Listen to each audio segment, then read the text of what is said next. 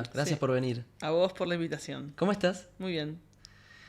Vamos a meternos de lleno. Es una conversación, te lo contaba antes, en el detrás de escena, que venía esperando hace mucho. Me sale decirte qué es la cultura para vos, como pregunta inicial, y ahí vamos metiéndonos más de lleno. Ok, bueno, la cultura es la vida. Okay. Pensemos por ahí. Bien. Digamos, ¿no? O sea, digo, para mí la cultura es la vida. La cultura es tu forma de vida.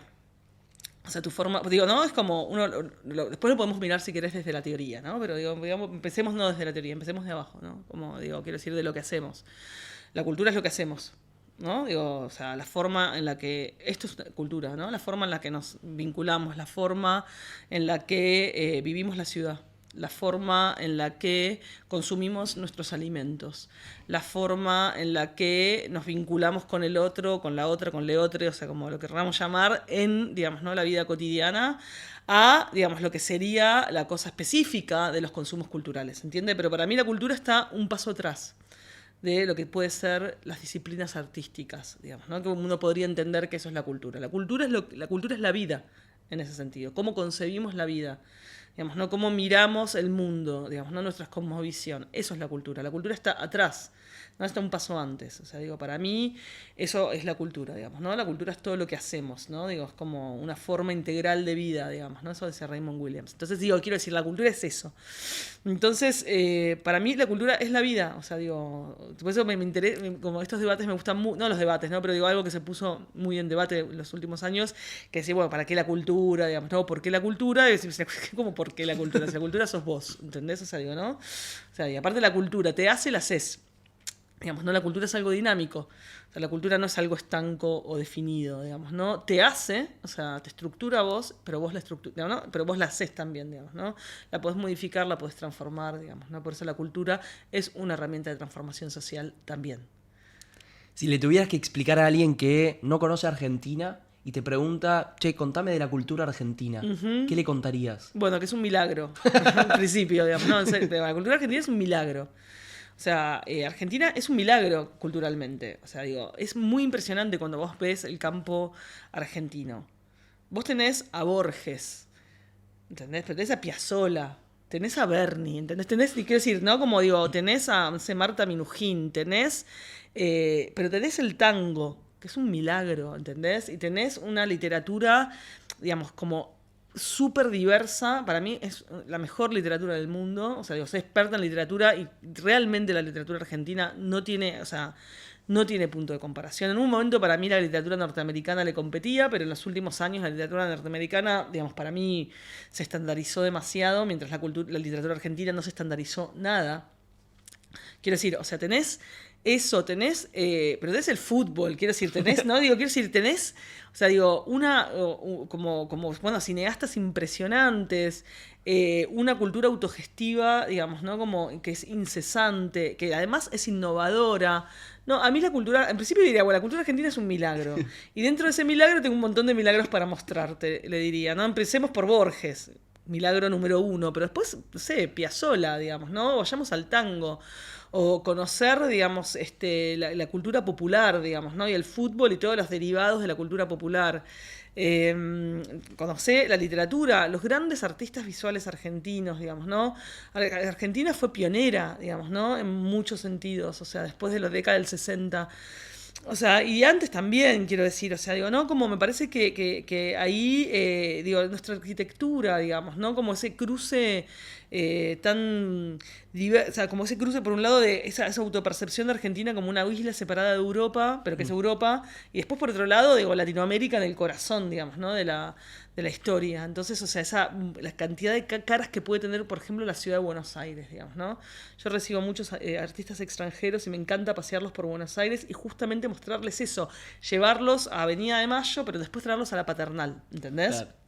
O a San Cristóbal, que es el barrio donde yo nací. Y mostrar como eso, ¿no? Todas las diversas caras que puede tener la ciudad, digamos, ¿no? Como después llevarlos al río, digamos, ¿no? Como y de repente es como... me parece que en ese sentido la cultura argentina a mí realmente me parece un milagro.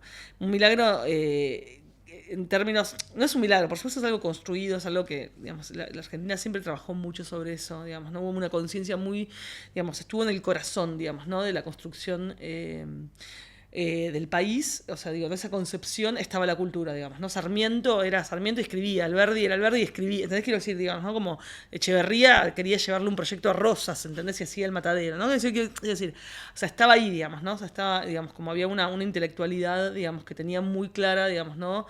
La fuerza que tiene la cultura para la construcción de un país. Pero bueno, en principio le diría eso a ese que no sabe de la cultura argentina.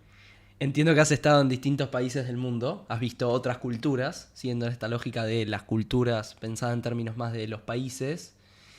¿Qué sentís que tiene la cultura argentina, si ponemos una perspectiva más regional de Latinoamérica, que no encontrás en otros países de la región? No, en la región, o sea, la cultura argentina para mí fue muy importante para la región. O sea, Ok. Argentina gravita mucho en la región.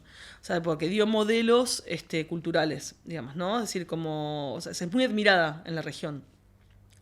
Porque dio modelos culturales, digamos, ¿no? O sea, llevó adelante muchos, digamos, por ejemplo, todo lo que tiene que ver con los proyectos colaborativos, autogestivos, grupales. En Argentina eso a la región le dio claves, ¿no? O sea, vos vas a ir, por ejemplo, en el teatro independiente, la Argentina fue un modelo.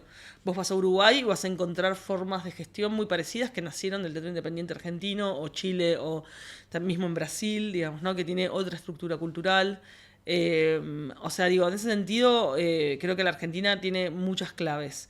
Después, yo envidio cosas de la región, digamos, ¿no? O sea, al revés, digamos, ¿no? Envidio a Chile, envidio a Uruguay, envidio a Brasil, mucho. ¿Por qué? Porque ellos tienen un sistema, digamos, como de financiación pública que no se modifica con el cambio de los gobiernos. Se pudo, o sea, por ejemplo, Brasil lo modificó Bolsonaro porque cerró el Ministerio de Cultura. Pero hasta Bolsonaro eso tenía una continuidad. Uruguay, por más que cambie el gobierno y cambie de partido, tiene una continuidad, ¿no? Como la gestión cultural pública, ¿no? Y Chile pasa lo mismo, haciendo, digamos, no hay como sismos ahí, ¿entendés? Entonces vos, a la hora de planificar un proyecto cultural, vos podés planificar. A Vos largo en plazo. Argentina no podés planificar. Y eso para mí es justamente como la bestia negra, digamos, ¿no? En la escena, digamos, que es que vos, digamos, como, o sea, digo, vivís como asimilando volantazos. Y eso es un problema bastante serio porque genera un cansancio energético en los gestores culturales, en los artistas, digamos, ¿no? Que o se tienen que ir o tienen que mudar de actividad.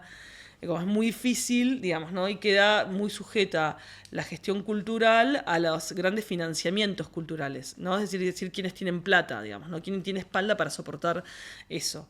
Y eso finalmente termina creando que puede hacer cultura quien viene de cuna de oro o quien viene con una fortuna, que no está mal, me parece genial y gracias, pero al mismo tiempo nuestra historia no es esa, ese no es nuestro ADN.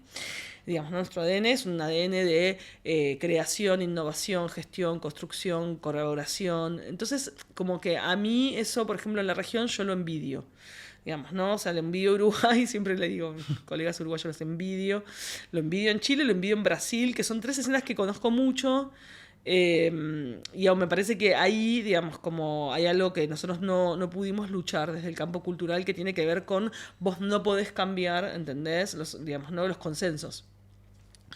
Y eso tuvo que ver con no haber logrado construir una conciencia en términos de la importancia que tiene la cultura para el desarrollo de una sociedad. Quiero decir, o sea, me parece que ahí tenemos todavía un trabajo muy serio por hacer y que tiene que ver con eso, con, digamos, no podés desarmar lo construido, digamos. Pienso ahí con vos que en paralelo la sociedad argentina me da la sensación que es una sociedad que mama mucha cultura en su día a día, en el sentido de consumos culturales. ¿Por qué crees que no logramos como sociedad que se arraigue esta lógica de es importante la cultura como política pública, gobierne quien gobierne? Yo creo que, o sea, como nosotros tuvimos crisis muy fuertes, digamos, ¿no? Donde la cultura igual fue muy clave, o sea, digamos, como, yo creo que en un punto para mí hay algo que tiene que ver con la dictadura militar que no, digamos, que no se sanó, digamos, ¿no? Digamos, en términos sociales, o sea, digamos, ¿no? Seguimos de alguna forma todavía, digamos, como, yo creo que hay preguntas que nosotros no nos hacemos, digamos, ¿no? Es decir, como, ¿qué impacto tiene en una sociedad un genocidio, por ejemplo? ¿No? Es decir, eso no se resuelve en 10 años, ¿me entendés? O sea, ¿no? Como... Y de eso tenés un montón de preguntas que están ahí, digamos, no todavía dando vueltas, ¿no? Que tiene que ver, por ejemplo, digamos, como la exclusión, digamos, ¿no? ¿Qué se perdió, digamos, ¿no? Como, yo creo que ahí se entendieron algunas claves, otras claves no se entendieron y hay algo de eso que sigue operando para mí socialmente. O sea, en la Argentina para mí no, de esa perversión no salió del todo. Entonces, como que, digo, quiero decir, esa dictadura fue un corte histórico muy fuerte. Si vos agarrás la década del 60 y vos ves lo que era la cultura argentina en la década del 60, digamos, ¿no? Y por supuesto que los 80 fueron impresionantes culturalmente, pero perdiste un montón de cosas, digamos, ¿no? Vos habías logrado, digamos, formas de gestión muy virtuosas. El Instituto de Itela es un ejemplo a estudiar como muy profundamente en ese sentido, y eso digamos, se perdió, digamos, ¿no? Es decir, cómo nosotros no estudiamos qué prácticas de gestión pública perdimos ahí. ¿Me entendés? O sea, digo, todavía tenemos que seguir reivindicando, digamos, ¿no? Lo que sería, digamos, como no al terrorismo de Estado. O sea, estamos ahí todavía, digamos, no avanzamos de ahí. ¿Entendés? Para, por ejemplo, entender qué prácticas de gestión pública se perdieron. Nosotros las teníamos. ¿Me entendés? Entonces, quiero decir, esas cosas Alfonsín las restituyó, porque Alfonsín tuvo un plan de política pública en cultura muy importante, que es ¿no? La Argentina 1985, que es un plan de cultura, el plan cultural 1985 fue un plan muy importante, fue el plan nacional, fue el plan que crea los centros culturales. Es un plan que va a, digamos, como democratizar la cultura, es el plan que impulsa el acceso, digamos, ¿no? Libre a la cultura como un derecho, eso fue muy importante. Pero después tuvimos un gobierno neoliberal que retiró al Estado. Después vino la crisis del 2001. Digamos, ¿no? Hay que decir, en ese sentido, obviamente, hay un montón de prácticas que se fueron como, digamos, como afianzando, por ejemplo, la práctica autogestiva, la práctica grupal, la práctica, ¿no? De empujar desde abajo. Eso desde ya, en términos de política pública, la política pública estuvo todo el tiempo, digamos, ¿no? En ese vaivén, digamos, ¿no? Y la Argentina tiene urgencias, digamos, ¿no? Que siempre digamos, como no se entiende que la cultura puede ser el corazón de la resolución de esas urgencias. ¿Me entendés? O sea, la cultura puede estar, o sea, y ahí, digamos, la cultura se piensa como, digamos, algo que es un accesorio y no en realidad el corazón de la cosa. Y ahí sí tiene que ver con una concepción muy distinta, digamos, ¿no? En términos de, digamos, la política de qué es la cultura, digamos, ¿no? Entonces, esto para mí es muy importante siempre volver a plantear esa pregunta, volver a traer, digamos, ¿no? O sea, hay un autor que te puede interesar mucho, a mí me gusta mucho, es Víctor Vich. Víctor Vich, o sea, tiene como un libro que se llama Desculturizar la cultura, donde él plantea que no existe política pública si esa política pública no tiene en el corazón una concepción cultural como, digamos, herramienta de transformación social, ¿no? Y coincido 100% con esa mirada, digamos, ¿no? Entonces, a mí me parece que ahí no sé, digamos, cuáles fueron las razones, o si hay una sola razón por la cual, digamos, no logramos sostener, digamos, ¿no? O sea, a ver, yo siempre le digo a mis estudiantes, la forma de gobernar, de hacer cultura en Argentina es mediante leyes, porque las leyes son más difíciles de cambiar. Entonces vos fijate que mal, digamos, ¿no? Las cosas que se sostienen es porque hay una ley.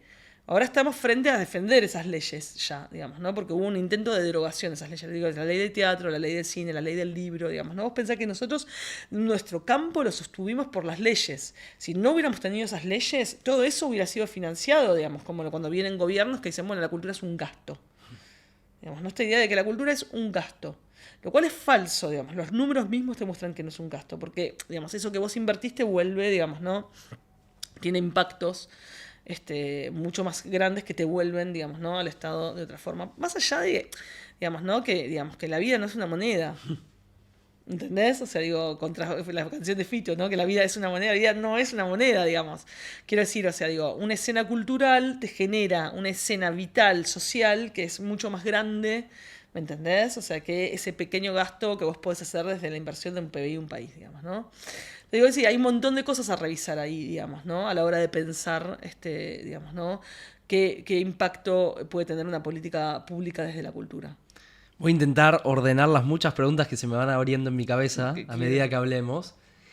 ¿Cuáles son los consumos culturales hoy en Argentina? Digo, para quienes no estamos en el ecosistema en el día a día. Bueno, a ver, los consumos culturales, o sea, vos tenés, o sea, un consumo cultural del libro, digamos, ¿no? Y en eso tenés como, bueno, lo que serían las grandes corporaciones, pero después tenés un sector independiente muy grande. Que viene creciendo, ¿no? Muchísimo, y ahí, por ejemplo, un lugar muy bueno para medir eso es la Feria de Editores Independientes, la FED, Sí. que te va midiendo cómo fue creciendo la cantidad de, por ejemplo, visitantes a la feria año tras año. El año pasado fueron casi 20.000 visitantes, o sea, Hermoso digo, ¿no? lugar. Como es un evento que cada vez crece más. Tenés los consumos culturales del teatro, que son muy altos, a pesar de que se cayeron mucho, digamos, ¿no? Como, o sea, cayó mucho. Si vos agarrás, o sea, ahí tenés el CINCA, que es como dentro de lo que sería Cultura Nación, que mide, digamos, ¿no? Como encuesta, ¿no? Y mide impacto de los consumos culturales. Tenés ahí una baja, del 2013 al 2017 hubo una baja muy grande, por ejemplo, de espectadores en el teatro, de 40%, que es un montón, digamos, o sea, que venimos arrastrando esa crisis desde el 2016, o sea, desde ese momento. ¿Es por cuestión económica? ¿Es por qué de Yo creo todo? que, a ver, hay un problema, o sea, que es un problema que tiene todo el mundo entero. O sea, esto es global, que es que vos a partir del 2012 tuviste una revolución tecnológica. O sea, vos en el 2012 haces un corte y nadie tenía un smartphone, ¿entendés? O sea, digo, nadie. O sea, digo, hay que 3 personas tenían un smartphone en el 2012. O sea, no sé quién tenía un smartphone. Y hoy todo el mundo, o sea, o la mayor cantidad del mundo tiene un smartphone. O sea, tuvo una revolución tecnológica en 10 años que nadie la leyó. O sea, la leyeron las que lo hicieron, los que lo hicieron, pero no la leyeron, digamos, ¿no? Se leyó de abajo. No la leyó la educación, no la leyó la política, no la leyó la cultura. Entonces vos tenés ahí, digamos, que cambiaron, digamos, los sistemas de percepción, básicamente, de manera muy rápida, ¿entendés? Entonces eso, digamos, para mí atravesó a todas las, ¿no? A la cultura en general. Cuando hoy se habla, por ejemplo, una discusión que se dice mucho de cuánta gente va al cine, por ejemplo, nacional. Y vos decís, o sea, es una discusión estupidísima esa, porque las audiencias son un problema para todos. No son un problema para el cine argentino. El Louvre está trabajando sus audiencias, ¿entendés? Que tiene todo ganado, es decir, está en el corazón del mundo, es la capital cultural del planeta, lo que quieras, están trabajando sus audiencias. Porque digo, hoy las audiencias son un problema para todos, o sea, para todos los museos del mundo, la agenda son las audiencias, para todos, o sea, te vas a cualquier congreso, vas a cualquier simposio, o sea, las audiencias están en el corazón de la discusión. Y eso tiene que ver con todos estos cambios que trajo digamos, la revolución digital y que, digamos, implican, digamos, ¿no? Como de vincularte con sistemas de percepción que cambiaron totalmente. ¿Me entendés? O sea, digo, y hay sistemas de percepción que en muchos casos también nos empobrecieron en términos de nuestras capacidades perceptivas. Entonces eso es un tema, digamos, ¿no? Es un tema muy grande que hay que, digamos, atacar, trabajar, construir, digamos. Entonces, o sea, como yo creo que digamos, como cuando te hablo de consumos culturales, estamos frente a este tipo de cambios, ¿entendés? Que son cambios muy fuertes. Yo creo que hay, por supuesto, y eso se ve y lo hace todo el mundo, consumos culturales que tienen que ver con la digitalidad. Son consumos culturales. Por ejemplo. Y no, el TikTok es un consumo cultural, Ok. me guste a mí o no Eso. me guste. A mí no me gusta, pero es un consumo cultural. Digamos, ¿no? O sea, es decir, como las plataformas son un consumo cultural, los videojuegos son un consumo cultural. O sea, digamos, ¿no? Eso le llaman las industrias culturales. Sí. Bueno, ¿no? Digamos, esos son consumos culturales. Después están los consumos culturales, digamos, ¿no? Que tiene que ver con la forma en la que circula la música, digamos, ¿no? O sea, digo, como... quiero decir, o sea, hoy eso igual sigue siendo muy diverso y yo creo que aún está muy vivo, digamos, Ok. ¿no? O sea, digo, yo tengo, digamos, para mí está muy vivo. Creo que tenemos desafíos muy grandes por delante, digamos, ¿no? Y que tiene que ver con esto, digamos, ¿no? Con cómo entendemos a ese otra, o ese otro, digamos, ¿no? Como, digamos, en términos de, digamos, el campo perceptivo, digamos, ¿no? Es decir, cómo generás un compromiso, digamos, ¿no? Cómo, digamos, ¿no? Generás una adhesión, digamos, ¿no? En términos de digamos, como de ese espectador, de ese consumidor ¿no? De esa audiencia de museo, de ese espectador de cine, o sea, digo, como cómo llegás a desarmar esa barrera que construye la digitalidad, digamos, ¿no? O sea, digo, para mí ese es el gran desafío. ¿Te preocupa lo que pueda seguir generando la digitalidad? No me preocupa lo que pueda seguir generando, me preocupa lo que generó, digamos, Ok. ¿no? O sea, digo, porque yo doy clases, básicamente, digo, y es como, nada, o sea, es como muy fuerte el impacto que tiene eso. Digamos, en la generación menos 23 años, digamos, ¿no? O sea, es como, no entiendo, o sea, no, creo por momentos pienso si no me tengo que ir del grado. ¿Entendés? Porque, o sea, o repensamos nuestras prácticas al 100%, ¿Qué o es lo que ves que generó? una posibilidad de concentrarse más de 4 minutos seguidos. Claro. Literal. Una imposibilidad de generar procesos de lectura complejos. Total. O sea, es leer una oración de principio a fin y sacar una idea de eso. Una imposibilidad de conectar con, por ejemplo, texto, ¿no? Como, ¿no? Texto. Nada. ¿Crees que estamos hablando lo suficiente de eso Nada. como para pensar? Okay. Absolutamente nada, nadie. O sea, nadie está mirando, nadie quiere ver el problema. Es un problema muy grande que implicaría volver a repensar. O sea, ¿qué estamos haciendo acá? O sea, ¿qué estoy haciendo en una clase? ¿Qué es esto? ¿Para qué estamos? ¿Entendés? O sea, que producimos conocimiento, o sea, estamos pensando, o sea, que alguien tiene conciencia de qué significa el pensamiento crítico, del análisis, o sea, como la capacidad de...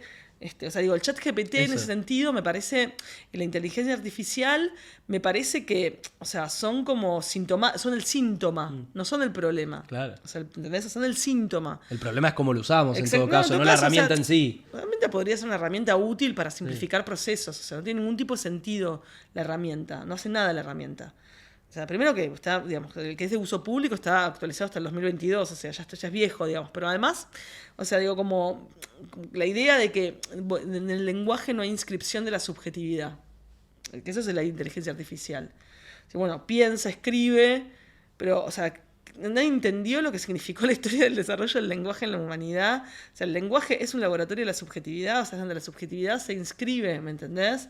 Entonces pensar que alguien va a, digamos, como mediar tu subjetividad, que ya está mediada por la imagen, que está mediada porque solamente nos relacionamos con el otro mediante la imagen, ¿entendés? Entonces, o sea, digo, ahí tenés una cantidad de problemas que nos empobrecieron como sociedad, nos empobrecen como personas, y además, digamos, como van en detrimento del progreso, de la idea de progreso, digamos, ¿no? Eso es lo que yo siempre digo, como un chiste en mis clases, que es que para mí el capitalismo implosiona por sí mismo, digamos, en términos de que su propia producción lo que hace es generar procesos perceptivos cada vez más pobres y el desafío es cada vez más innovador. ¿Y quién va a innovar? O sea, ¿quién va a innovar? O sea, es imposible innovar en ese sistema porque el sistema es puramente estandarizado, es solo estándar, ¿entendés? Digamos, ¿cómo vas a innovar? Porque, a ver, vos tenés una universidad, ¿entendés? O sea, y los chicos usan el chat GPT o la inteligencia artificial para hacer los trabajos. Nadie piensa. Ese chico después va a ir a una high-tech, Spark Lab, no sé qué, ¿entendés? ¿A hacer qué? O sea, ¿qué va a hacer? ¿Qué va a hacer? ¿Un cohete que vaya a la luna? No va a hacer nada, porque está estandarizado el pensamiento, ¿entendés? Entonces, si nosotros no nos hacemos cargo, digamos, ¿no? De qué significa, o sea, de dónde nació esa cultura. ¿Quién pensó la cultura de hoy? Los años 60. ¿Entendés? O sea, la cultura de hoy se pensó en los años 60. Los años 60 fueron los años más locos, los años más vanguardistas, los años más, ¿no? Como los años más descontracturados, los años donde más se pensó afuera de la caja, ¿entendés? Entonces, como... Digo, me parece que hay lecturas que son muy lineales, muy literales, muy simplificadas, pero que los problemas son muy profundos. Yo creo que este problema es un problema muy profundo. Además de del tipo de sensibilidad y de emocionalidad que esto generó. Un enfriamiento frente al contacto humano. Una desconexión de la sensación de lo colectivo, digamos, ¿no? Como...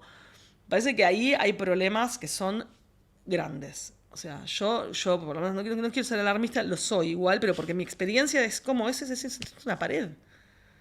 Es una pared, ¿entendés? Como digo, ¿cómo haces? O sea, digo, yo enseño literatura, ¿cómo sensibilizo desde la literatura si no se puede leer? Me dicen, es aburrida la literatura. Y si no leíste, obvio que es aburrida.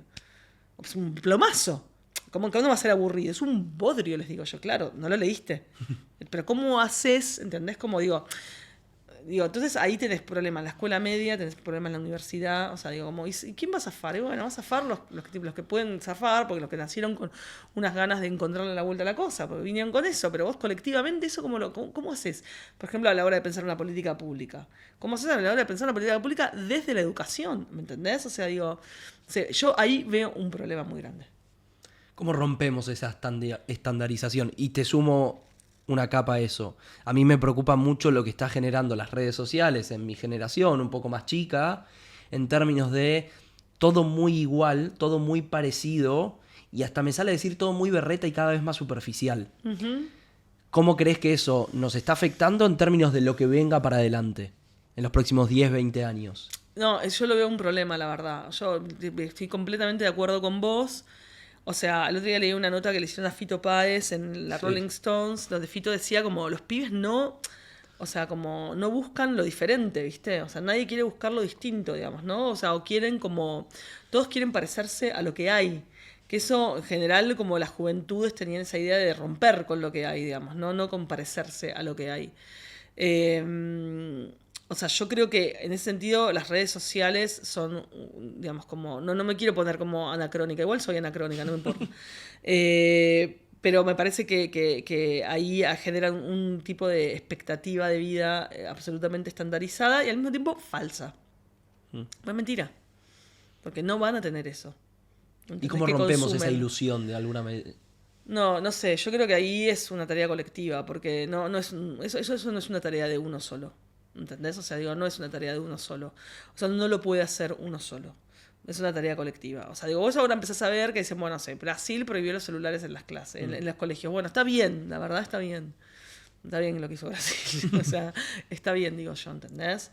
O sea, yo doy clases y en un momento se prohibió, se cortó el internet, ¿no? Como en las clases, que para que no puedan comprar vestidos mientras las clases.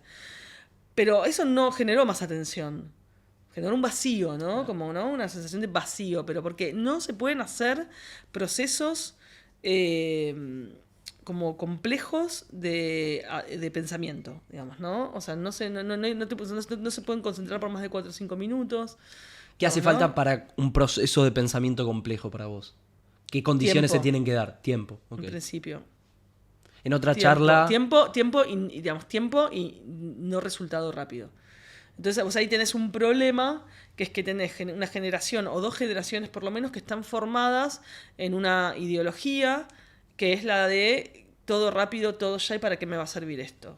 ¿Me entendés? Y vos que viviste la vida y que hiciste un camino, sabés que nada sirve de una. ¿Entendés? O sea, vos sabés que nada sirve de una, que los procesos no son lineales. ¿Entendés? Que la construcción y la formación de tu subjetividad, la ampliación de tu pensamiento, no es lineal. No es de uno a uno, no es, ¿entendés? O sea, no es equivalente las cosas, ¿entendés? Y las cosas no son útiles o no útiles. ¿Me entendés? Y que una vida no se hace de la utilidad, porque la experiencia no se estructura, ¿entendés? En la utilidad. ¿Entendés? Entonces ahí, digamos, ¿no? Tenés un problema que es que esas generaciones van a chocar con la experiencia. Entonces va a generar mucha frustración, mucha depresión probablemente. Y yo creo que vamos a tener problemas sociales muy serios en ese sentido. No sé cómo, o sea, ¿entendés? Entonces hay que desarmar esos imaginarios. ¿Entendés? O sea, hay que desarmar el imaginario de la utilidad. No porque uno tenga...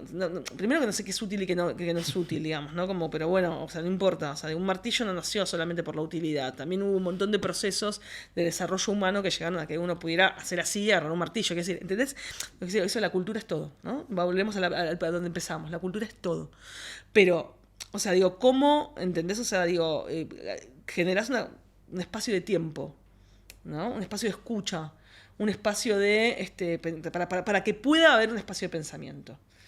Digamos, ¿Lo ¿no? crees posible en estos tiempos en los que cada vez, Yo entre lo creo comillas, estamos con posible menos tiempo? cuando nos choquemos. O sea, en el Ok. sentido que para mí esto choca, y entonces cuando choque, yo creo que va a haber un par de cabezas sociales, instituciones, por ejemplo, universitarias, que van a decir, bueno, a ver qué hacemos, o sea, ¿no? Como qué hacemos acá adentro, digamos, ¿no? Entonces, bueno, cómo pensamos la educación, digamos, ¿no? Cómo, digamos, recibimos a esos chicos que se quieren educar, pero cómo les hablamos, ¿entendés? Para que entiendan, o sea, obviamente todos tenemos que repensar nuestras prácticas, no significa no repensar nuestras prácticas, pero bueno, el mundo es el mundo, qué sé yo, ¿entendés lo que te quiero decir? O sea, digo, como, o sea, digamos, pasar por una universidad sin pensar, o ¿entendés? Sin producir nada, que te lo haga una computadora, o sea, sí, entiendo la verdad, como qué resultado puede traer eso.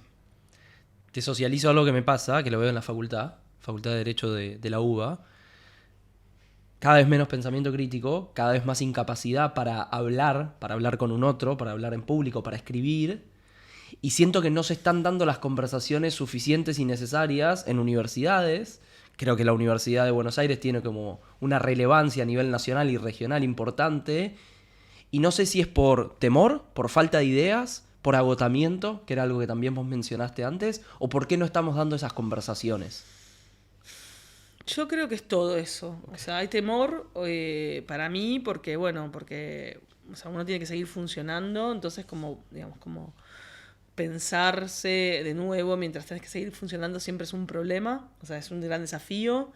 Para mí, un poco mi sensación es que todo el mundo está tratando de sacarse el problema de encima. ¿Me entendés? O sea, como Pero si vino para quedarse. ya sé, yo estoy convencida de eso, pero para mí, como mi sensación es que nadie quiere hacerse cargo de la criatura, ¿viste? Como que la van pasando, ¿entendés? El Como elefante de en la sala chance, que... no sé, exacto. Esa es mi sensación, como que nadie, ¿viste? Como dice, todo el mundo dice, como, bueno, esto ya, ¿entendés? Como que, pero cuando vos hablás con los docentes, todos están frente a lo mismo. Todos. ¿Entendés? O sea, digo, como el año pasado me pasó una situación muy graciosa, pues tenía que ir a dar clase y me cruzo con un colega, pero que es de otra carrera, de economía, que me acompaña en el pasillo, porque dice, vamos, profesora, vamos, dice que sus alumnos la están esperando con mucha alegría, están muy ávidos de escucharla, y me dice, y tienen unas ganas tremendas de aprender y de sobre todo ampliar sus conocimientos y pensar con usted, vamos, profesora, y de repente me decía reír, ¿no? Cuando llegamos a mi aula le digo, ¿qué te está pasando lo mismo? Y me dice, pero no te das una idea, me dice. Entonces, ¿no? Como digo, todos estamos como, ¿no? Como, estamos todos viviendo una experiencia muy difícil en ese sentido, digamos, ¿no? Como, entonces, como que los marcos institucionales siguen siendo los mismos que hace 20 años, Claro. ¿me entendés? En un mundo que no En paró de un cambiar. problema, claro, en un mundo que se tuvo una revolución invisible. Y seguimos como si nada. ¿Entendés? Entonces, ahí, ¿qué haces? ¿Me entendés? Porque además, vos me hablas de tus estudiantes de Derecho que no tienen pensamiento crítico, pero ese pibe después va a tener que estar litigando. Y para litigar necesitas 2 o 3 ideas, ¿me entendés? Para litigar necesitas, ¿entendés? Como Ética un y poquito moral. ética y moral. Para litigar necesitas un poco de creatividad, ¿entendés? Para litigar necesitas retórica. Necesitas saber convencer, necesitas saber argumentar, ¿entendés? Entonces, ahí es donde yo digo, como, ¿qué van a hacer? Porque bajo un imaginario, ¿entendés? De que me sea útil, que me sea rápido. ¿Qué cosa querés que te sea rápido? Si no tenés nada en tus manos. Porque no sos dueño de vos mismo. ¿Entendés? Vos no sos vos. ¿Entendés? Vos sos un sistema que opera en vos. O sea, tu subjetividad, tu capacidad, ¿entendés? De, ¿cómo decir? Tu capacidad de operar en tu propia vida es muy chica. ¿Me entendés? Está muy reducida. ¿Qué vas a hacer si tu capacidad es tan pequeña? ¿Entendés? O sea, digo, como... Creo que ahí hay como una falsa conciencia muy instalada, digamos, ¿no? Donde se muestra una proyección de desarrollo humano cuyas bases son muy vacías. Eso no va a suceder, ¿entendés? Y eso ese fracaso de las expectativas, no sé qué forma va a tener socialmente. Quedamos. Re para arriba. Estamos grabando esto un Vamos. viernes, Sí. está bueno contarlo. Nos vamos pum para arriba el fin de semana. Vamos. Gracias, India. Pero bueno, No. la verdad es la verdad. Digo, yo tengo que hacer un aporte, quiero decir, no puedo decir, 100%. ¿entendés? Como digo, como no puedo, no. Recién traías esto de la entrevista a Fito y de que no hay como ese atrevimiento, me sale decir, o cierta rebeldía de hacer algo diferente.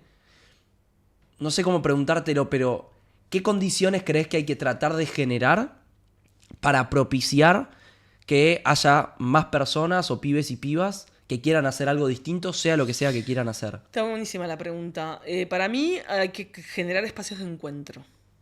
Digamos, ¿no? Yo soy una convencida de la necesidad de generar espacios de encuentro donde todo el tiempo se trata de restituir ese lazo social. Yo creo que eso es una condición de posibilidad para, digamos, ¿no? Que empiecen a pasar otras cosas, digamos, ¿no? No es que no creo en los pibes y las pibas, ¿entendés lo que te digo? No creo que, digamos, como, o sea, me parece que hay que generar en espacios de encuentro, digamos, ¿no? El otro día estaba en una clase de performance y yo siempre cuento que la performance, o sea, digo, la idea de performance es el aquí y el ahora. Es un aquí y ahora único e irrepetible. Eso es performance. ¿Entendés? Como decir un aquí y una ahora. Y ese aquí y una ahora y ahora se da entre alguien que hace y alguien que recibe.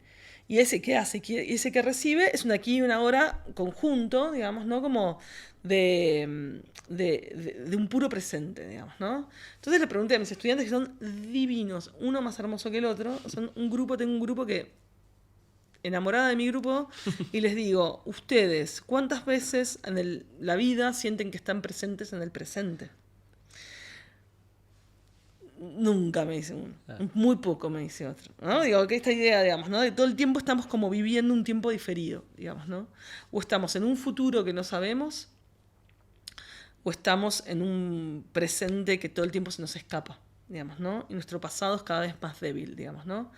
Entonces, como me parece que los espacios de encuentro que, digamos, pongan en relieve ese presente compartido son, para mí, condiciones de posibilidad muy poderosas para, digamos, ¿no? Como pensar lugares donde pueden pasar cosas, digamos, ¿no? ¿Y crees que las escenas culturales nos pueden propiciar y ayudar a Para mí ese la aquí y cultura ahora? es clave en ese sentido, porque la cultura es una gran propiciadora de comunidad. O sea, vos la cultura en general la percibís en comunidad. Vos vas a un museo y hay otra gente. Vos vas al teatro y somos un montón de gente sentada mirando una obra. Vos vas al cine y son personas, muchas sentadas en una platea. La platea es una comunidad. Me dijo que no golpeara el micrófono, por favor. Me pongo vehemente y no le hago caso. No, la platea es una comunidad, digamos, ¿no? O sea, es decir, el museo, los pasillos son una comunidad, ¿me entendés? Entonces, como, digo, yo creo que la cultura puede tener un rol clave ahí, ¿entendés? Para pensar, digamos, ¿no? Estos espacios donde se desarmen las hegemonías, digamos, ¿no? De relación personal. Tengo una preocupación, quizás es un poco hater, pero te lo voy a decir con sinceridad, que es consumos culturales que siento que se dan para la foto en Instagram, más que por el deseo de ir a ese museo, ir a ese... Eso es 100%, y de hecho los museos y los teatros y todos están fomentando eso porque es la forma también de difundir tu propia actividad. Entonces es como una especie de trampa. Yo tengo una idea que igual no sé cómo chequearla, pero yo paso bastante tiempo en las redes por una cuestión, yo no consumo redes en términos de... pero sí como difundo en redes muchos proyectos. Mi sensación es que lo que fue generando Instagram es como un consumo de Instagram. Claro. ¿Entendés? O sea, yo se lo digo a todos los gestores culturales. Ojo, Instagram te hace saber que algo está sucediendo, que existe. Instagram no te va a llevar un espectador. ¿Me entendés? O sea, ¿por qué no? Porque es un consumo de Instagram. La gente está ahí, consume eso. Es como Twitter, es igual, consumen eso. Es el y consumo. Lo presencial cuesta. Digo, Eso no va a ir después. Esa persona no va a transformar, ¿entendés? O sea, ¿cómo transforma? Bueno, boca en boca. O sea, porque lo vio en Instagram, pero después le habló a alguien. Claro. ¿Me entendés? Y después otro también le habló, ¿entendés? Y no sé qué, y en un momento dicen, bueno, vamos, ¿entendés? O sea, digo, es como, ¿entendés? O sea, es como, son muchas, ¿entendés? Como acciones simultáneas que tienen que suceder para que alguien movilice. No lo van a hacer las redes sociales. Las redes sociales son consumo de eso. La gente consume eso. ¿Entendés? O sea, digo, yo no sé qué pasa qué pasa con las marcas que todo el tiempo publicitan en las redes sociales. O sea, cuánto, ¿entendés? O sea, de eso tracciona. Yo, para mí la sensación, en cultura, para mí es que tracciona muy poco. Que porque vos tengas 13.000 likes en una foto no significa que vas a tener 13.000 entradas. En 13.000 entradas, ni 1.000. Capaz 100. ¿Entendés? O sea, yo creo que la proporción entre lo que, digamos, como esos 13.000 likes y después quién compra las entradas... Es como, no tiene, es una proporción para mí muy chica. Sí hace que exista, la gente dice, esto está en el mundo, eso está bien, o sea, digo, eso está en el mundo, ahora que yo vaya a agarrar eso y que eso me hable a mí, no, ese hablar hay que construirlo. ¿Qué implicó la aparición? Digo, pienso en cuando sale Facebook y que la imagen cobra otro valor en nuestro día a día. Digo, de repente sacarse fotos con otras personas pasa a ser algo mucho más cotidiano y sonreír y si no sonreíste. Digo, ¿qué impacto crees que tuvo la aparición de la imagen, Instagram, Facebook, ahora ya a desproporcionalidad en términos de TikTok y afines, en cuanto a la cultura? Digo, ¿sentís que patea un poco el tablero esa aparición? En realidad, este es un problema viejo disfrazado de novedad. Okay. El problema estaba en los 60. Hay un libro muy importante que yo reviso todos los días que se llama La Sociedad del Espectáculo, de Guy Debord. Fue un libro que hizo mucho lío en la década del 60.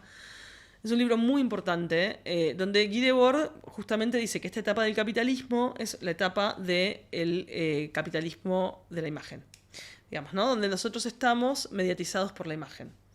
Entonces, ya no vivimos nuestra vida si no es mediatizada a través de una imagen. Yeah. Y no podemos hacer vida, dice Debord, hacer vida, digamos, que no podemos vivir experiencia si no está mediatizada. Por eso él habla de una separación de sí, lo llama Guy Debord. Estamos separados de nosotros mismos y solo podemos acceder a nosotros mismos mediatizados por la imagen. Y eso, ya lo dice ahí, va a generar, digamos, ¿no?, un proceso social muy complejo, digamos, ¿no?, donde nuestras vidas hoy son, o sea, lo dice Roland Barthes en el 79, dice, ya no llama la sociedad de consumo, la llama la sociedad publicitaria, en el 79. Es decir, que nosotros publicitamos nuestra vida. Instagram es eso, es la gente publicitando su vida, es tipo, me senté a comer un avocado toast y le saco la foto del avocado, o sea, es una publicidad de la vida. Entonces solamente accedemos a nuestra propia experiencia de vida a través de, digamos, esa mediatización publicitaria de nuestra propia vida. Quiero decir, es un problema viejo disfrazado de novedad, porque en el 60 estaban estos intelectuales y ya te lo habían dicho, ¿entendés? O sea, digo, como que no, yo no veo que haya eso, que eso tenga otra forma. Sí tiene la forma del aceleramiento del tiempo, digamos, ¿no?, de lo que eso genera, o sea, digo, como de los efectos perceptivos que eso tiene. Ahora, ¿qué tipo de vida interior produce eso? ¿Se entiende? O, digamos, ¿no?, si esos debilitamientos de la vida interior, digamos, ¿no?, digamos que nosotros tenemos, o sea, una historia de la construcción de la vida interior en la humanidad, digamos, ¿no? O sea, que debilita eso, que empobrece o que hace crecer. Ahí son preguntas que tenemos que eso son cosas que tenemos que mirar.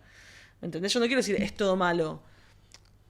No quiero ser las que dicen es todo malo. Me cuesta enamorarme del tema, la verdad. O sea, digo, como que lo único que veo es como un empobrecimiento. O sea, siento que esta revolución digital no nos hizo mejores.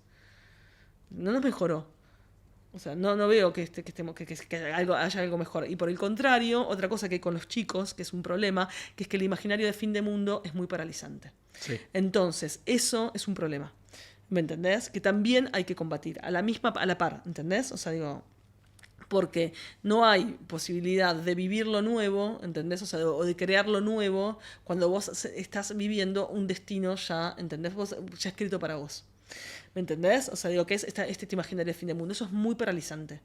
¿Me entendés? Entonces, la cultura también tiene que desmontar ese imaginario.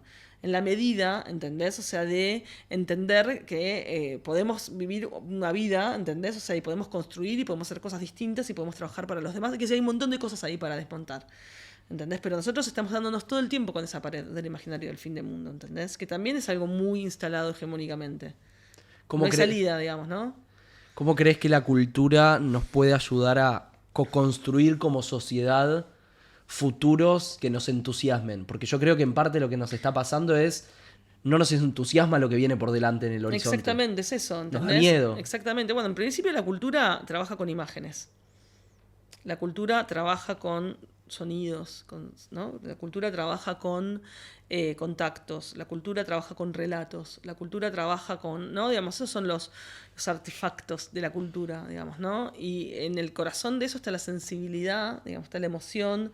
Entonces yo lo que creo es que, en principio yo no creo en una salida por arriba, ¿entendés? O sea, digo, ¿no? Yo creo que las salidas son por abajo y tiene que ver con la posibilidad de generar contactos sensibles, ¿entendés? O sea, digo, ¿no? Y la cultura tiene un montón de herramientas para generar esos contactos sensibles, digamos, ¿no? Y entender que, digamos, ahí es como que es como si bueno, nos tenemos que revincular, digamos, ¿no? O sea, bueno, ¿cómo nos revinculamos, digamos, ¿no? Sensiblemente.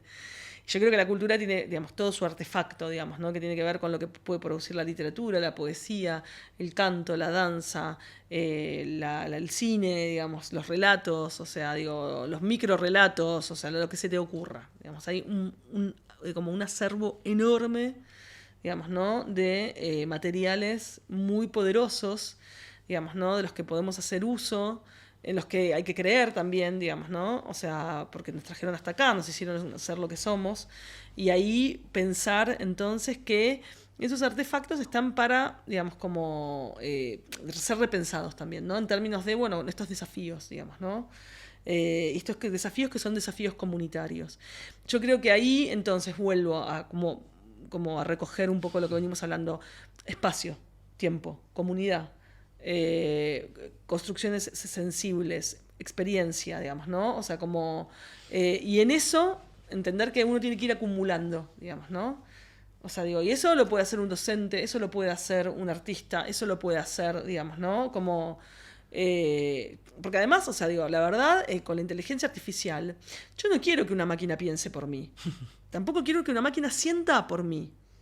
¿Me entendés? Yo no quiero que una máquina se emocione por mí. Yo me quiero emocionar. ¿Entendés? Yo quiero sentir, yo quiero pensar. O sea, digo, como, ¿por qué tengo que pensar que la vida es que un aparato haga, digamos, como no mis procesos de mi vida interior? ¿No? O sea, digo, yo quiero que mi vida interior sea potente, sea fluida, sea variada, sea no creativa. O sea, no sé, me parece que ahí tenemos mucho trabajo por delante. Me parece que la cultura es una herramienta central en esos desafíos de futuro.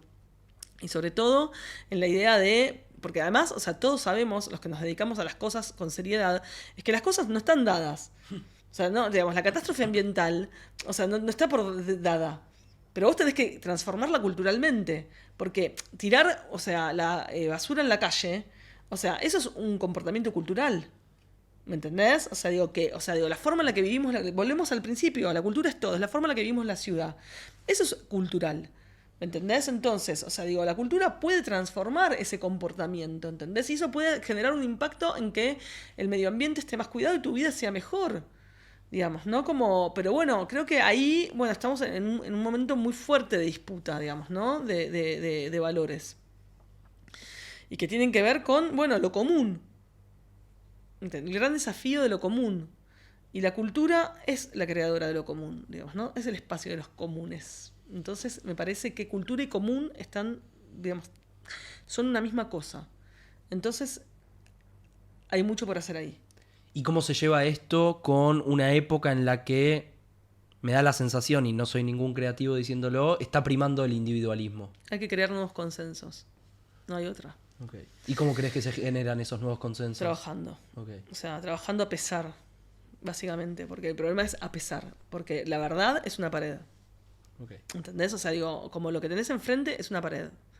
Entonces, bueno, la pared hay que darle. No sé, digo, en un momento se va a agrietar y eso se va a empezar a romper. ¿Sos optimista en que tiremos abajo esa pared? Sí. Pero optimista no sé si la voy a ver yo tirar abajo. Okay. Quiero decir, optimista en términos de, bueno, sembrar, digamos, ¿no? O sea, yo en ese sentido sí creo mucho en hacer para otro. Entonces, o sea, digo, como no sé si yo lo voy a ver, ¿entendés? O sea, digo, pero me parece que hay que sembrar eso todo el tiempo, digamos, ¿no? O sea, si no, es como, no, es bajar los brazos, ¿me entendés? O sea, digo, como... O sea, a ver, el individuo es una trampa. ¿Entendés? El individuo es una trampa. Que, digamos, esta idea de que prima lo individual es una trampa porque es de muy corto alcance. Es lo más cortoplacista que hay. ¿Entendés? Entonces, o sea, digo, como nos pasa a los humanistas, ¿no? Hoy las humanidades estamos en el fondo del tacho, o sea, nunca estuvimos más abajo. Es muy impresionante. Valemos 0 peso. No te pueden tratar peor. Negativo. No, valemos negativo. Es muy impresionante. Te destratan, te humillan, te ningunean. Es muy increíble. Va a pasar, porque nos van a necesitar. Porque van a necesitar de los humanistas para que vengamos a decir, bueno, esto se llama así y esto se llama asá, ¿entendés? O sea, digo, y los humanistas somos los guardianes de lo humano. Entonces, como, bueno, vamos a tener que decir, che, lo humano te ha guardado acá. ¿Entendés? Si quieren, lo sacamos un rato a pasear a ver si se acuerdan de lo que era lo humano. Digo, a ver, eso para mí va a pasar. O sea, no sé, capaz no, pero yo creo que yo lo que veo es que el individualismo es algo de muy corto plazo. Porque lo que vos podés obtener, digamos, desde el individuo, desde la maldad, o sea, bueno, o sea, qué sé yo, o sea, vos sos malo. Sí, bueno, sos malo con este, sos malo con este. Después sabes que sos malo y nadie te quiere, ¿entendés? Qué sé yo. O sea, en un momento el malo se le termina, ¿entendés? O sea, su territorio, ¿entendés? Porque ya no puede, o sea, digo, ya está, porque vos sos individualista, pero bueno, tampoco querés que te rompa el otro. Porque vos que te querés como individuo, ¿entendés? Porque sos individualista. Entonces, o sea, digo, como, o sea, es de corto plazo. Recién decías esto de guardiana de lo humano. ¿Qué es lo humano? ¿Qué estás cuidando? No, me parece que, bueno, me estoy cuidando ahí las construcciones colectivas, la historia de la cultura, lo que se construyó. Digamos, yo trabajo los textiles, ¿no? Te doy un ejemplo, ¿no? Sí. O sea, los textiles, o sea, nosotros podemos hablar porque pudimos hilar. Para que se desarrollara el lenguaje, esto que estamos hablando ahora, primero se hiló. ¿no? O sea, como la hipótesis del desarrollo de cómo los textiles crearon la civilización es que porque pudimos hilar, pudimos hacer hilo, podemos hablar. O sea, el lenguaje textil está antes que la escritura. O sea, nudo y trama formaron la primera gramática de la historia. Esta está mi obra que me vas a venir hoy a la... y en mi último libro que se llama La primera materia. Pero nudo y trama formaron la primera gramática de la historia. O sea, para que vos pudieras tener una iPhone, hubo millones de hilanderas en la historia de la humanidad que dedicaron su vida a hilar, porque eso fue desarrollando nuevos procesos de aritmética, ¿no? O sea, dicen que los antropólogos dicen que el tejido es el primer algoritmo de la humanidad, ¿no? Porque generan quiero decir, entonces vos, o sea, tuviste una historia del trabajo humano que hizo que hoy pudiera existir, ¿entendés? O sea, digo, como, ¿no? Como o sea, un celular, ¿entendés? O sea, digo, en el que vos estás en el TikTok todo el día, digamos, ¿no? O sea, digo, hubo una historia del trabajo humano. Todas esas cosas están guardadas en algún lugar, ¿me entendés?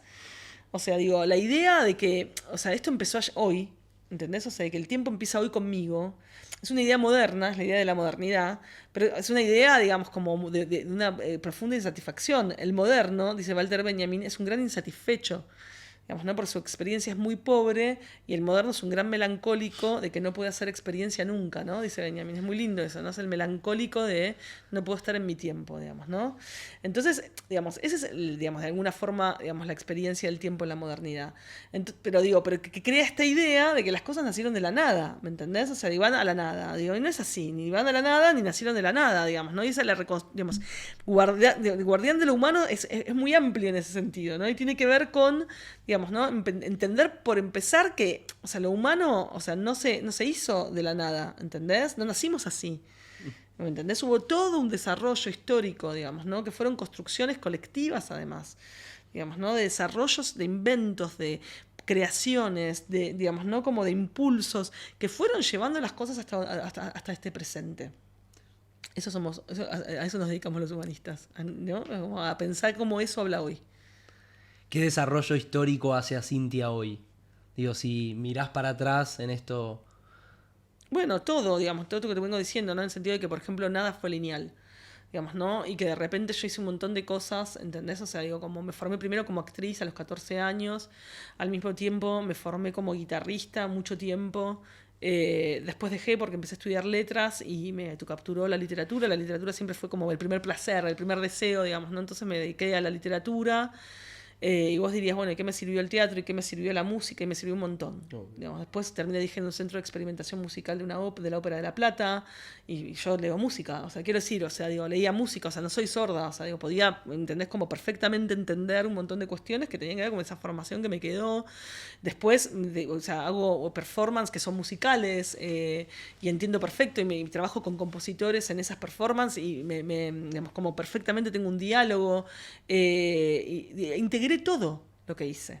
En una búsqueda siempre de esa construcción creativa, digamos, ¿no? Pero digo, yo integré, todas mis formaciones están integradas en mi vida, ¿entendés? O sea, digo, cuando enseño gestión cultural, toda esa experiencia, digamos, digamos, yo la fui recogiendo para ponerle forma, para que otro entienda, digamos, no quiero decir, o sea, en mi caso, justamente, digamos, como ese pasado diverso, pero que, digamos, se fue integrando, para mí es la clave, digamos, una cosa, por ejemplo, ¿no? Le digo siempre a mis estudiantes, o cuando yo doy charlas sobre, digamos, de para qué sirve estudiar humanidades, ¿no? Entonces, como porque lo que está instalado, o sea, el mito es que las humanidades no sirven para nada, ¿no? O sea, no sirven, la verdad, es verdad que no sirven, o sea, porque es decir, no son útiles, claro. Pero la matemática tampoco es útil, son necesarias, ¿entendés? Entonces, no existiría ningún celular si no existiera la matemática, ¿entendés? Son necesarias, no son útiles, digamos, ¿no? La cultura no es útil, es necesaria. Yeah. Eso es el primer lugar que hay que empezar a, ¿no? Como separar. Y después, digamos, siempre le digo a mis alumnos, todos los trabajos que yo tengo me los inventé. ¿De verdad? Yo me los inventé. O sea, yo todo lo que hice me lo inventé.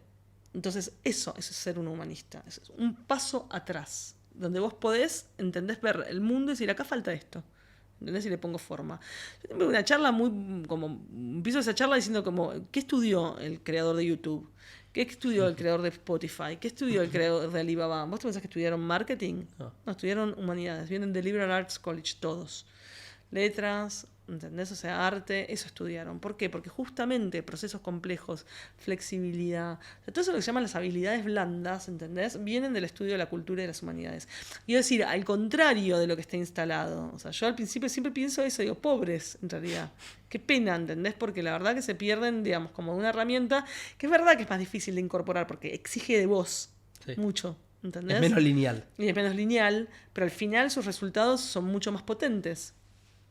Sí, y yo creo que también menos cuantificables en un momento en el que Todo es cuantificable. todo le queremos poner números. Exactamente. Cantidad de views, cantidad de likes, cantidad de Exactamente. comentarios. Si tiene pocos views, entonces es malo. Si tiene poca... Exacto, exacto.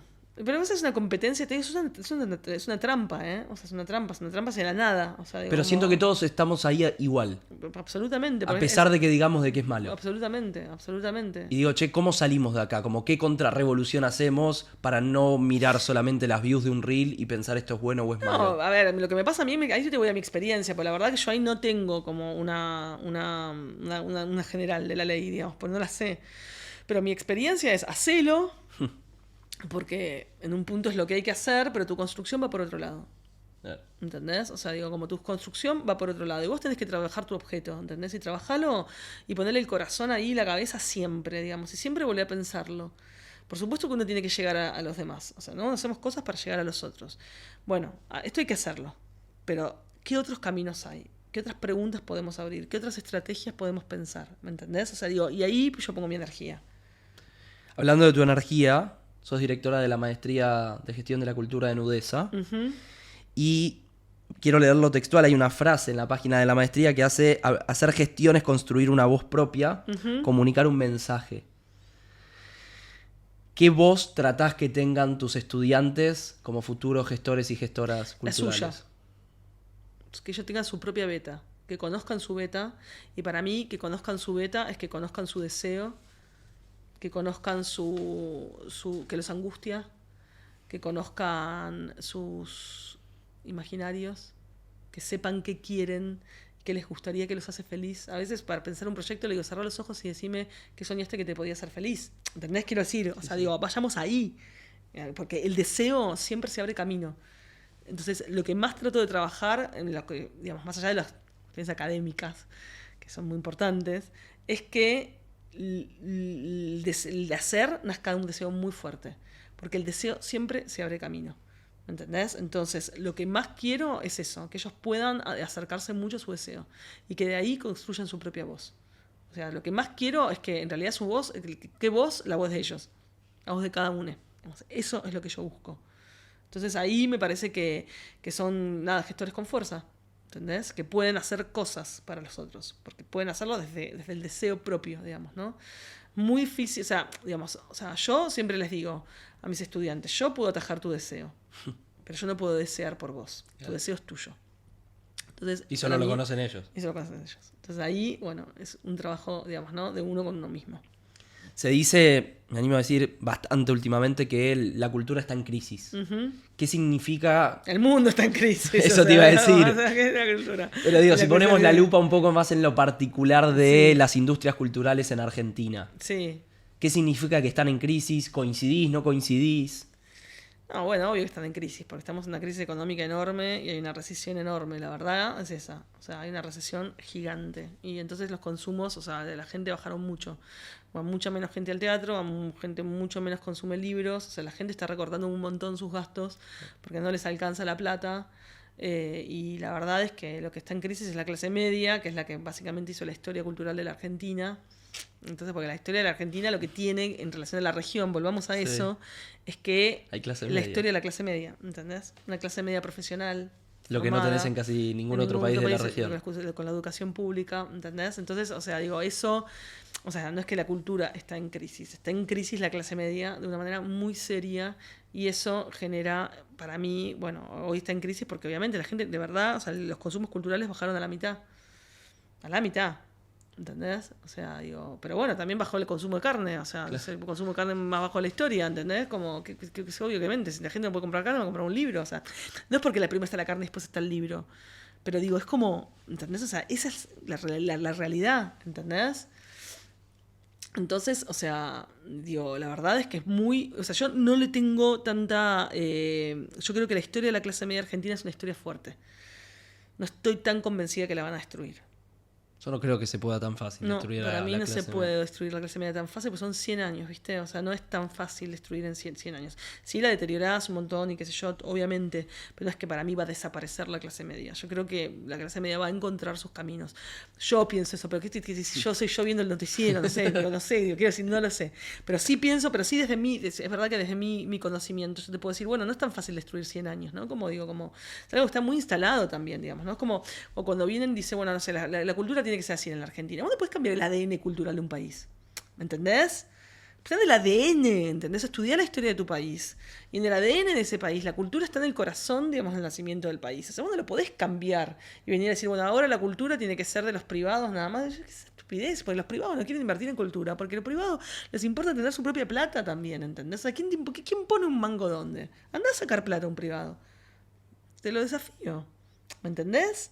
O sea, digo, no es tan fácil cambiar el ADN de un país, ¿entendés? O sea, digo, como... Esas cosas, bueno, obviamente estamos en la crisis es horrible, ¿eh? O sea, yo no... Digo, la crisis es horrible. Ahora, no estoy tan segura que sea como algo como decir, bueno, esto es irreversible, ¿entendés? Pero sí es una crisis muy fuerte. En principio que tiene que ver con una recesión económica muy grande. No tanto solamente de los ataques a la cultura, eso yo no creo que hagan efecto en la gente. O sea, la gente que consume cultura sabe lo que es la cultura porque la cultura es una experiencia y como la vivís, Sí. la sentís. Nadie te la cuenta. Claro, nadie te la cuenta, exactamente, esa es la frase, nadie te la cuenta, o sea, es tuya.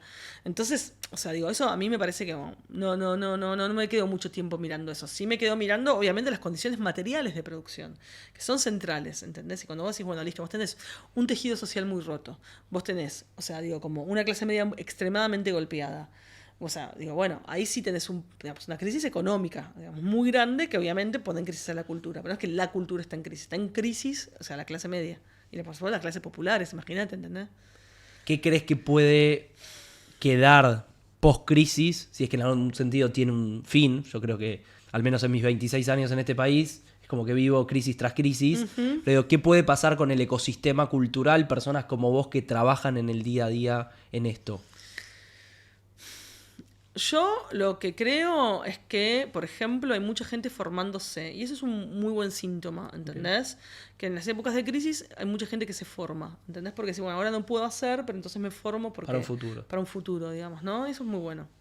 Digamos, ¿no? Como... Entonces ahí yo, por ejemplo, tengo toda mi energía está puesta ahí en este momento, digamos, ¿no? En formar. Porque me parece que, o sea, digo, como, bueno, tenemos que estar muy conscientes y trabajar mucho para la reconstrucción, digamos, ¿no? Como digo, como algo que salir a reconstruir, o sea, algo que tengo que poner ahí afuera, digamos, ¿no? Como me parece que, o sea, en ese sentido, como, bueno, hay que formar. A mí también hay que formar a los nuevos desafíos, quiero decir, esto que venimos hablando, eso, yo me estoy formando en este sentido, ¿me entendés? Quiero decir, me estoy formando porque yo no tengo la respuesta. Claro. ¿Me entendés? O sea, yo la respuesta no la tengo, yo ensayo respuestas, ¿entendés? Y tenés preguntas, que no es poco. Muy fuertes, ¿entendés? Pero bueno, desde la pregunta ensayo respuestas, y son ensayos, ¿me entendés? Pero bueno, de eso se trata, digamos, ¿no? O sea, son ensayos, vas testeando, digamos, si no la pegaste, bueno, encontraste algo, ¿entendés? Y ahí trabajás. Pero digo, me parece que de eso se trata también. Ojalá que nos sigamos haciendo preguntas, es un genuino deseo que tengo. Tengo aquí en mi mano 5 cartas. Ok. Andá eligiendo de una, vamos a elegir 3. Ok. Y vamos a ver qué reaccionás a la que te... A ver, esta es ocio. Ah, no sabes que no tengo ninguna relación con el ocio, es un horror. Es muy importante el ocio, quiero decirle a la gente. Que los que vean esto, grábenselo a una remera que diga ocio. Yo tengo un problema que es que trabajo mucho y no tengo muchos espacios para el ocio. Pero en eso soy responsable yo de mí misma. O sea, ¿Te gustaría tenerlos? Me parece, o sea, por lo menos para lo que tiene que ver, por ejemplo, para la escritura son muy importantes, porque en la escritura trabaja más el inconsciente que la conciencia, ¿entendés? Entonces, para que trabaje el inconsciente, la psiquis tiene que descansar. Hay unas cartas que se escribe Alejandra Pizarnik cuando vivía en París con su psicoanalista Leon Ostrov, que ella como todo el tiempo le angustiaba mucho que no podía escribir, estaba trabajando, había conseguido un trabajo para vivir en París, y entonces el Ostrov le recuerda y le dice, recuerde Alejandra, el cartel que ponía el poeta Ru cuando se iba a dormir, que se iba a dormir y ponía un cartelito que decía, no moleste, el poeta está trabajando. ¿No? Como quiero decir, para mí el ocio es eso, ¿no? Digamos, como no. O sea, digo, en el ocio ¿no? La inconsciente trabaja, crece, ¿no? Entonces, o sea, hoy lo hablábamos antes, ¿no? Como que yo en este momento no estaría ocupando un lugar en mi vida del ocio. Me gustaría que lo ocupe. Cuando escribiste el libro, ¿te permitiste esos tiempos libres para poder escribir con más calma? No, Ok. la verdad que no. Vengo escribiendo un poco luchando con las circunstancias, ¿no? Metiendo ahí la escritura donde voy pudiendo, digamos, ¿no? Como, pero bueno, tiene que ver un poco con la crisis también. Que no es una crisis de que yo necesite trabajo. O sea, en mi caso yo soy medio burbuja, la verdad. Entonces como que tengo un buen trabajo en un contexto complejo. Entonces como que... Pero me pasa que me tienta mucho el hacer, ¿viste? Claro. O sea, digo, me tienta mucho el hacer. Me llama alguien para un proyecto y me dice, quiero que hagas esto de un proyecto, y a mí me cuesta mucho decirle que no. Pues me gusta evitar los imaginarios de los otros, me gusta ayudar en los proyectos de los demás. Tengo ese tema. Pero bueno, también es un aporte, digamos. ¿Y lo disfrutás? Lo disfrutas. Que sí, no es poco. Bien, sí. Vamos con la segunda. Voy a decir otra cosa más. A ver. No, que para mí el trabajo artístico... a mí no es pesado porque para mí, como es un trabajo creativo, el trabajo de la gestión cultural me pasa lo mismo. A mí no me es un peso. Claro. ¿Me entendés? O sea, yo no siento que estoy trabajando, ¿entendés? O sea, ¿entendés lo que te quiero decir? Sí, o sea, no siento como un peso, no estoy disociado de me sonrío porque me pasa, por eso no estoy disociado de mi interior. Entonces, por eso creo que también mi relación con el ocio no es tan... ¿Entendés lo que te quiero decir? Porque para mí, mi trabajo cultural... Es un trabajo que me da mucha satisfacción, me da mucha adrenalina, ¿entendés? Entonces me levanta, ¿entendés? Entonces, o sea, capaz estoy trabajando y termino con mucha más energía. Claro, te brillan los ojos cuando lo contás. Exacto, entonces como que yo creo que mi relación con el ocio tiene que ver con que yo no hago un trabajo... Haces lo que te gusta. Exactamente, o sea, vivo de mi vocación, entonces como que, digamos, como pues soy feliz en eso, ¿entendés? Ahí está, ahora sí, que es la respuesta que quería dar. Me encanta. Sí. Segunda, ahora sí. A ver... Historia. Ah, bueno, hablamos un montón de la historia. Sí. Qué divertido esto, me parece genial. No sé qué le importa a otro escuchar lo que yo pienso de la historia, pero no, para mí la historia es como... Yo siempre, una frase que me gusta mucho es que, una frase que se dice mucho es el pasado habla en el presente, ¿no? Pero también para mí el pasado critica el presente, ¿no? Leí el otro día una frase de Richard Sennett que me gustó mucho, el pasado critica el presente. No, yo no hubiera estudiado letras, hubiera estudiado historia. Mira. O sea, yo como segunda carrera tenía historia. Por suerte en letras, en la UBA, en la Universidad de Buenos Aires, filosofía y letras, donde estudié yo, teníamos mucha historia, digamos, ¿no? O sea, porque para poder entender un libro, trabajamos sus contextos y sus condiciones materiales de producción. Entonces, o sea, digo, como que eso me implicaba leer muchos libros de historia y estudié mucha historia, eso por suerte, como, además de la historia, porque la historia tiene muchos planos, ¿no? O sea, la historia es la historia de nuestra cultura, la historia de nuestro país, la historia de la humanidad, la historia de tu propia historia, ¿no? Que para mí fue muy importante entender mi propia historia para poder escribir en mi propia historia, digamos, ¿no? Todo eso es la historia. Vamos con la tercera y última. Ok. Talleres. Ah, qué lindo. Bueno, el taller para mí es mi espacio más adorado. Es el rato. Es ese lugar en el que nos tomamos un tiempo para vivir nuestra experiencia desde otro lugar, mediado por lo mejor que hay, lo más sagrado, que es la literatura, para mí.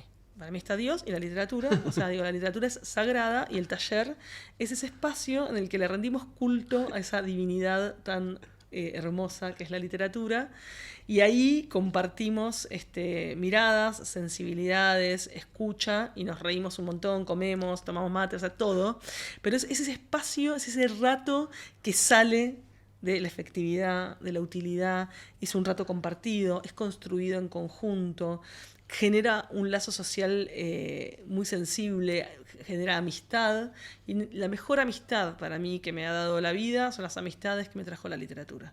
Así que el taller es todo eso. Me encantó. Tengo la última pregunta para hacerte. Dime. Como sabes, este proyecto se llama Rato, y lo acabas de decir. Y me gusta preguntarle a quienes vienen acá, ¿a quién le pedirías un rato para hablar y de qué?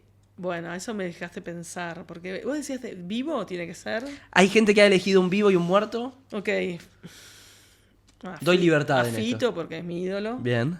O sea, así. O sea, mi ídolo de toda la vida. Es uno de los artistas a los que le dediqué más tiempo en mi vida. y a Silvio Rodríguez, que es mi otro ídolo. O sea, a ellos dos les pediría un rato para hablar. Ojalá que los puedas conseguir en algún momento. ¿Quién te dice? ¿Quién te dice? Gracias, Cintia. A vos, me encantó. Espero que, no sé, te haya gustado. Gracias, en serio. Bueno, Un placer. muchas gracias,